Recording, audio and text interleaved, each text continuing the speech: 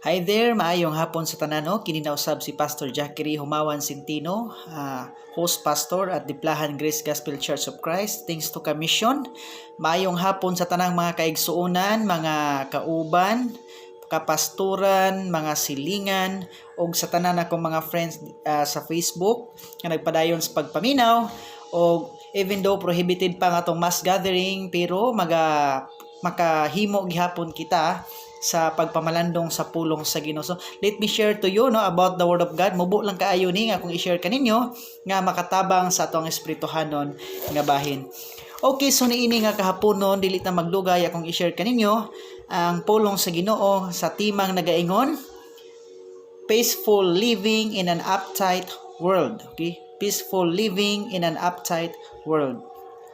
Magampo ta, Lord God, salamat kayo nining kahaponon, salamat sa pag-uban ug paggiya, salamat aning adlaw, bisan pa man sa maga-share ako sa pulong sa Dios hinaot, ngang tanang magalantaw ni ikaw maga-bless sa mga tag-usa kasing-kasing ug sa among kinabuhi ug labi na sa imong mga pulong.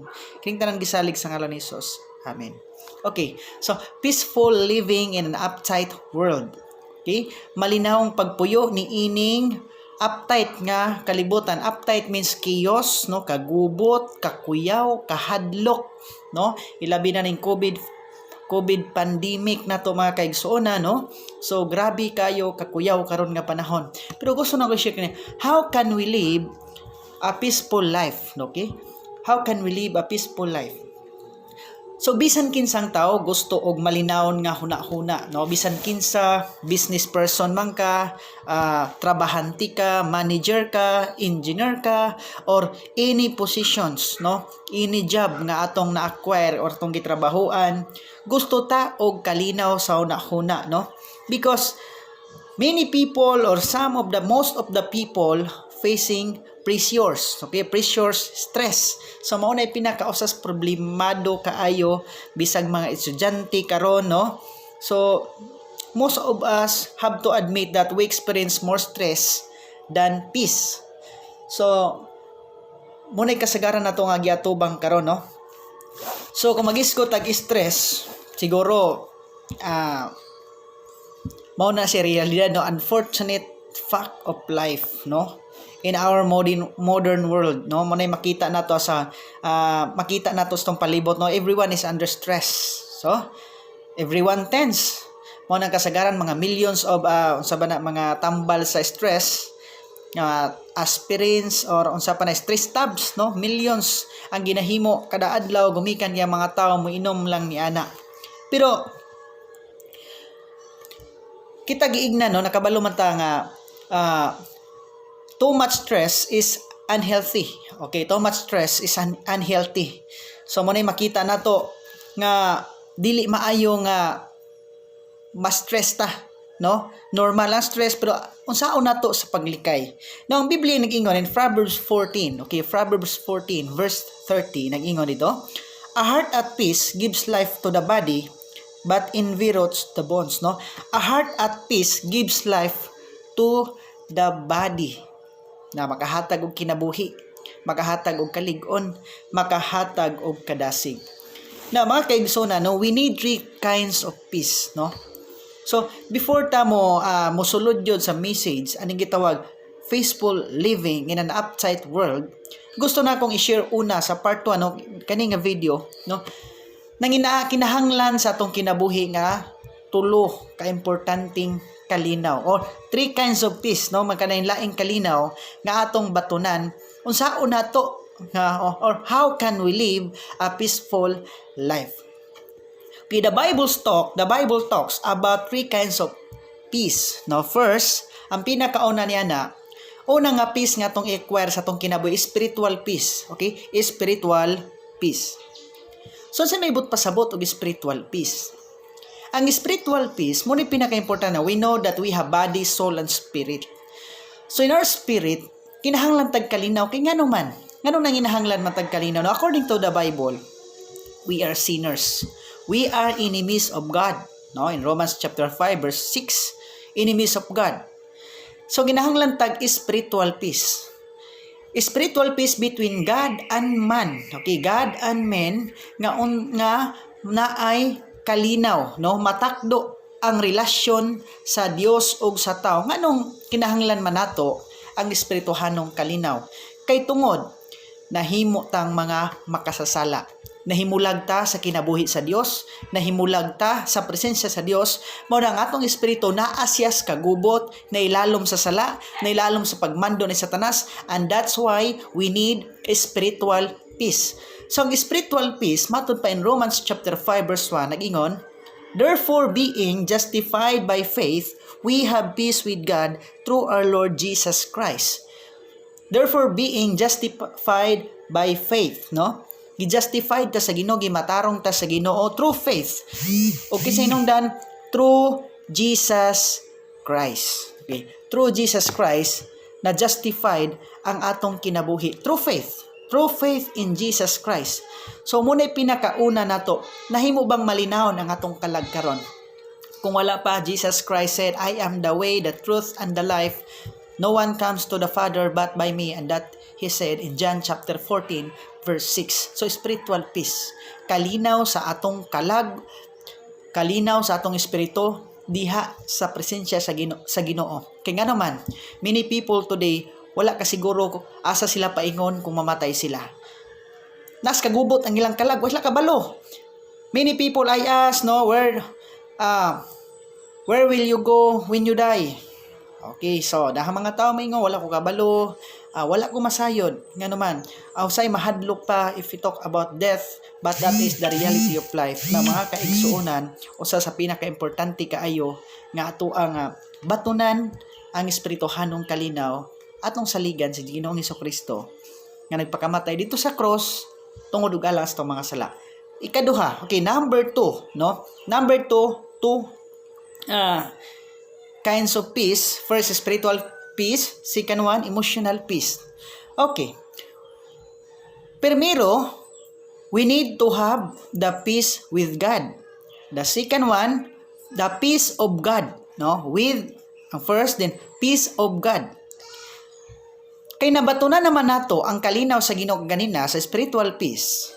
Pinaagi kan Jesus Christ. No? Gimatarong man ta sa Ginoo tungod sa kamatayon ni Kristo. Na ikaduha, gusto nato kining gitawag emotional peace. Kumusta man atong pagbati karon, no?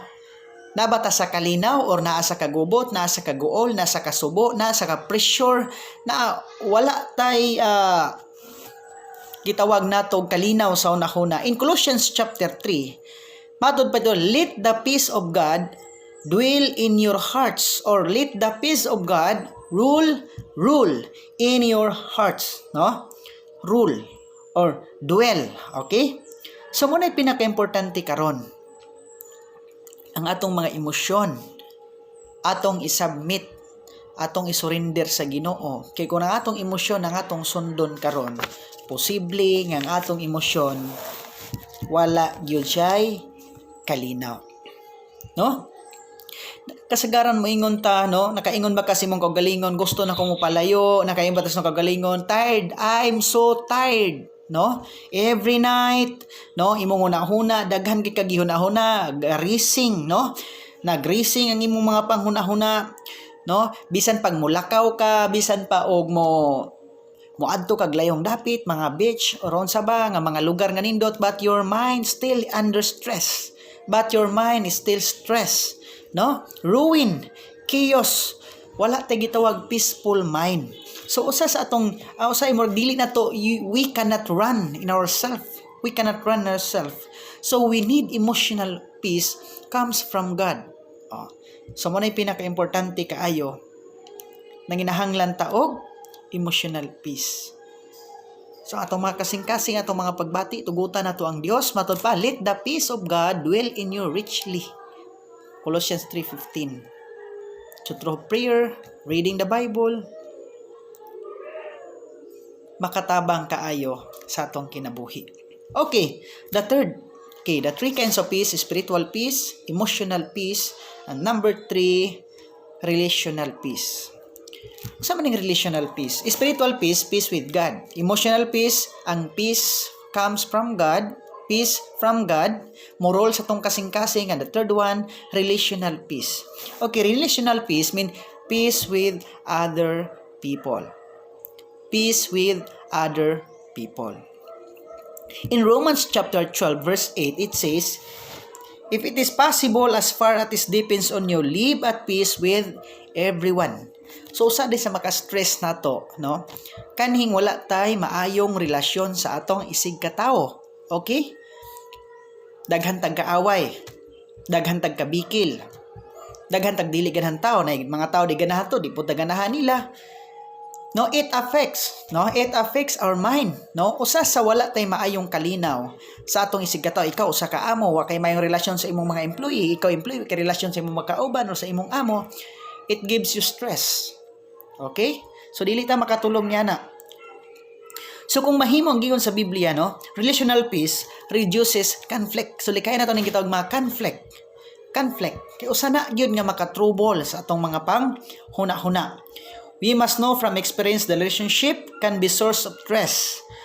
So, pinaka-importante, kinahanglan nga doon na tayo may relasyon sa atong, kung nagtrabaho ka, okay, sa atong boss, sa atong manager, family, relatives, no? Normal lang na yung mga conflict, but dili na tutugutan nga ang conflict or criticism, competition, nga usahay, maunay, mupuli sa kalinaw, nga naas tong kinabuhi. Wala na tayo kalinaw. Sometimes criticisms, conflict, muna nag-compete diha sa tong spiritual, emotional, and relational peace. Do. So muna ato ang tagaan karon og pagtagad. So atong sabton, no, mga promise of God's peace. No, Jesus Christ nag-ingon, I leave behind with you. Peace I give you, my own peace, and my gift if nothing like the peace of this world. No, John 14:27. Ang Dios mohatag daw kalinaw nga dili sama sa kalinaw sa kalibutan. Nga naman, ang kalinaw sa kalibutan is temporary, malinaw lag pilak ka mga tuig, but the peace of God is surely happens in our lives. So mo na atong sabton, ang kalinaw sa Ginoo gasa, ang kalinaw sa Ginoo dili temporary, no, ang kalinaw sa Ginoo mo prevail na siya in the midst of chaos, in the midst of troubles, no? In the midst of tribulations. Ang kalinaw sa Ginoo patigbabaw. So, for the part 1 ngini nga message, nang hinaot ko nga nakatabang to sa atong matag usa kinabuhi. Kay part 1, peaceful living in an uptight world. So, number 1, kinahanglan, unang-una, kinahanglan tong masabtan ang kalinaw. Tulo ka klaseng kalinaw nga batunan nato sa atong kinabuhi. Okay, ako siyang i-review, no? Let me to review these 3 things. Number 1, spiritual peace. Kinahanglan ang atong relasyon sa Ginoo karon makasasala ta kaniadto, pero sa ding gidawat nato si Jesus Christ na balik ang atong relasyon. Ikaduha, emotional peace. Tugutan nato ang kalinaw sa Ginoo mo'y magpuyo sa tong kasing-kasing pinaagi sa mga pulong. And number 3, relational peace. So I maintain nato ang pagkinabuhi nga doon na tay maayong relasyon sa atong isig katao. Patigbabaw na to ang gugma, dili ng kasuko, kagubot unon sa ba, kay mo nay makapawala sa kalinaw sa ato nga kinabuhi. Okay, so daghan kayong salamat, no, sa mga likers. Please like and share, mga friends outside. To all Christians, may the God Lord add more blessings upon His word, His word, og sa tanan nga mga naglantaw, nagsunod yung mga atong programa.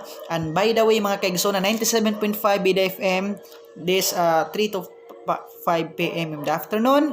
O ang sumpay niini nga video, ako pang ipadayon aron makatabang ta sa tuang pagpauswag sa tong espirituhanon nga bahin. Again, this is Pastor Jackie Humawan Centino.